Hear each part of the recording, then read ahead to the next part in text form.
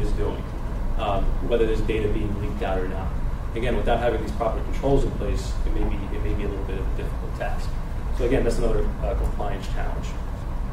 The other challenge has been audits. And obviously, audits have always been an issue around building a good information security practice.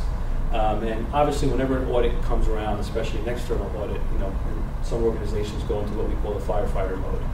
Looking for reports, talking to the network team, talking to the database team, talking to the desktop team, getting all the logs, all the information together to gather all the information for the reporting. And in the survey, about 43% of the companies that actually did their first audit actually failed, but passed in the follow-up audit because the auditors discovered what the issues were, where they had to go fix them, and the organization fixed them, especially if it didn't have the right tools in place to actually fix those issues. And these were some of the things that they actually looked at as far as what the theme was around auditing. So what change occurred, when the change occurred, who made the change, things of that nature as well. And again, monitoring the database, the directories, who's accessing this data, and again, when the changes occurred, and tracking those changes as well. So that was another issue around auditing as well. So how do we fix a lot of these issues? Well, what we can do is build what we call a threat agent risk assessment. At the end of the day, you can't patch every risk. You can't fix every risk that's out there. You can't fix every vulnerability, every threat that's in your organization. But how do you become more strategic about it? How do you become more effective with building a good practice around your security policies to get more effective in it? And Intel actually developed this methodology. It's called the threat agent risk assessment. And basically what it is, it's sort of a predictive framework to sort of prioritize your areas of concerns and organize proactively which areas need more focus than others. Like I mentioned earlier, patches come out every month, but those patches of vulnerabilities actually pertain to you. Do they really affect you if you don't actually patch them out? So this model actually aims to sort of look at, can those actual threats really be of any value to you if you don't actually patch them? So really, what we call it TARA for short, but basically what it does is it obviously allows organizations to provide a more focused assessment and based on the probability of the likelihood of an attack actually happens. And we actually use various methods to sort of cross-reference vulnerabilities, controls, and determine which areas we need more work in, which ones are most exposed in the organization. And it gives them a clearer picture of why an attacker would want to attack you.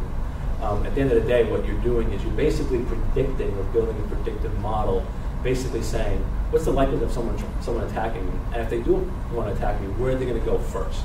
So again, it helps you prioritize your patching efforts, your audit efforts, your compliance efforts as well. So in a typical defense in-depth model, you have your preventative measures, you have your detective measures, and you have your responsive measures. That's pretty common.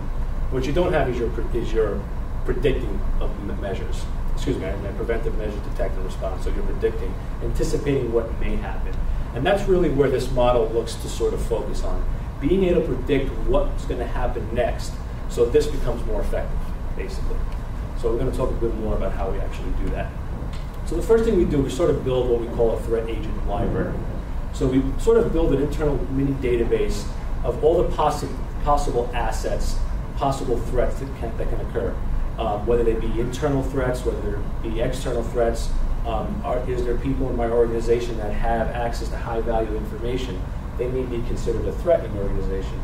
So you basically will put that information into this model and sort of leave it off to the side, knowing that some people have access more than they should. From an outside perimeter perspective, is what outside threats could be more critical to my organization? Do I have web applications out there that need to be protected, and do I have the right perimeter controls? Should I focus more of my patching efforts and my compliance efforts on that versus worrying if a desktop is running the latest version of antivirus on there? Because at the end of the day, if that desktop gets infected, is that going to really cause more havoc than an application server getting infected and sitting in my DMZ, for example? So this threat agent library sort of looks to build that information. So as you're building that information, you're also building your attack vectors, you're building your attack methods. What do you think attackers are going to be using to actually try to attack your network? And you store this in a database, and you basically correlate the information. And what this actually does is it helps you think and get you thinking of where to focus more of your mitigation efforts as well. And what it also does, it pretty much is weeds out the low-hanging fruit. It really determines which threats really are not going to pertain to you. So what that also does, especially from a patching perspective, it sort of reduces the cycles, or reduces the amount of efforts that you have to basically look to go and figure out ways to actually patch as well. So how does the process actually look? Well, the first step is to measure the current threat agents.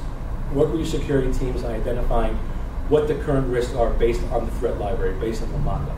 So what exists out there in the organization. The second one is distinguish which threats are going to exceed the baseline. So when you develop your threat library, you're developing a baseline security model. Now, if you put a new technology in your organization, let's say you introduce an iPad or an iOS device that's now going to be part of your daily network infrastructure. What is that iPad going to be used for? Is it going to move sensitive data? Do I have to focus any controls around that iPad? Do I have to put some kind of content filtering software on there because I don't want people accessing internal applications and saving data on that iPad? If they're not going to do any of that, then building or focusing security controls around that may not necessarily be very necessary. Because what that also does, it helps you save money on not having to worry about going out and buying technologies and security products for these devices that may be costly for your organization. So again, it helps you prioritize and distinguish what the threats are and how they pertain to the actual technology. The next one is to define what the objectives are from the threat. So what this actually does is it actually basically gets you thinking of why does an attacker want to come after you, your organization? What do you have that's of value? So from there, you basically look at it and say, okay, well, what's the goal? Is their goal going to be data loss? Do they want to steal sensitive data? Do I have a database of student records somewhere that I know they want to access because they want to steal identities? Do they want to cause sabotage? Do they want to cause network downtime?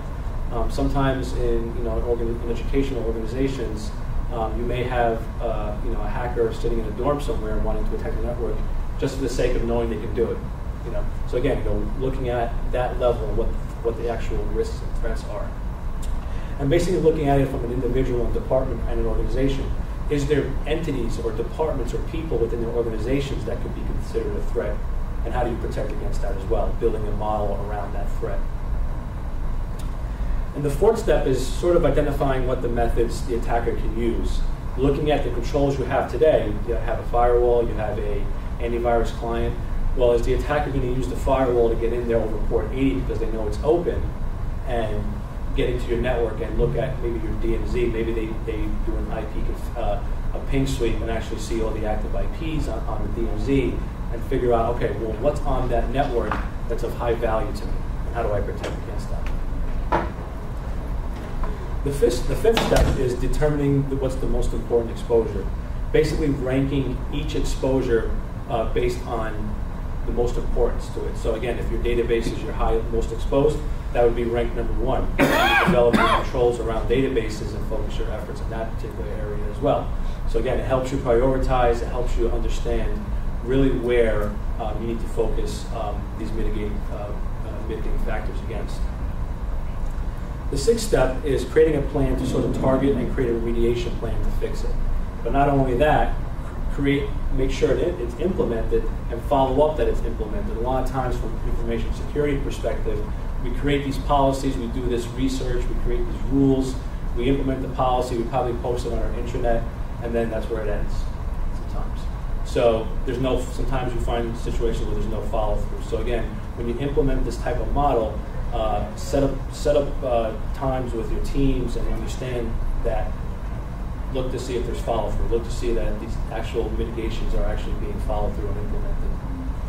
So here's a sample of what a typical model would look like if you were to implement something like this.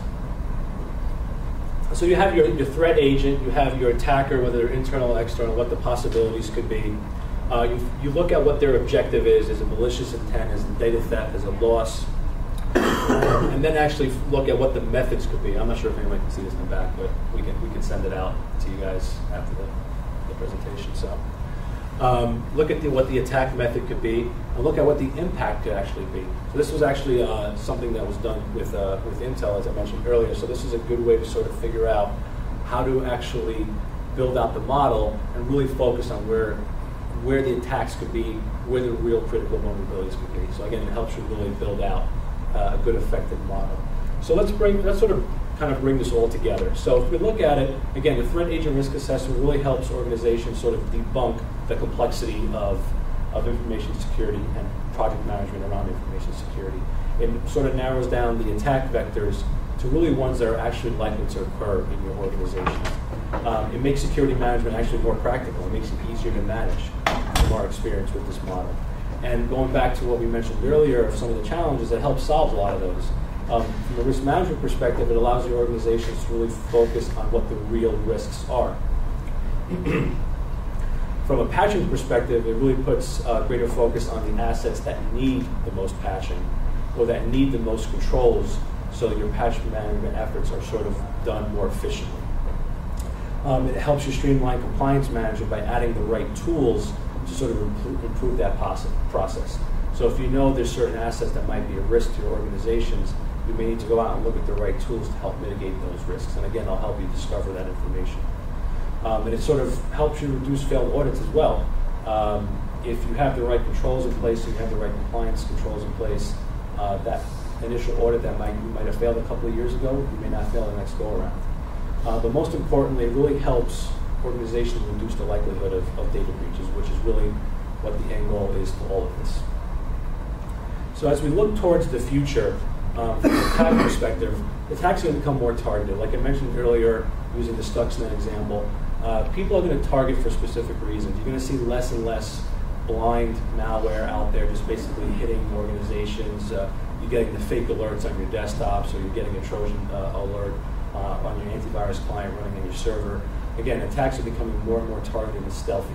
So you're going to start seeing like those rootkits that I mentioned earlier that are being developed out there that are invasive to your typical antivirus software. And the vectors are always going to change. And the reason why they're going to change is because no more are devices simply just a laptop or a server sitting on your network. Devices can be smartphones, devices can be iPads, they can be SCADA devices, ATM machines, kiosks as well. Those are now more IP-enabled devices that are different vectors now that can affect your network.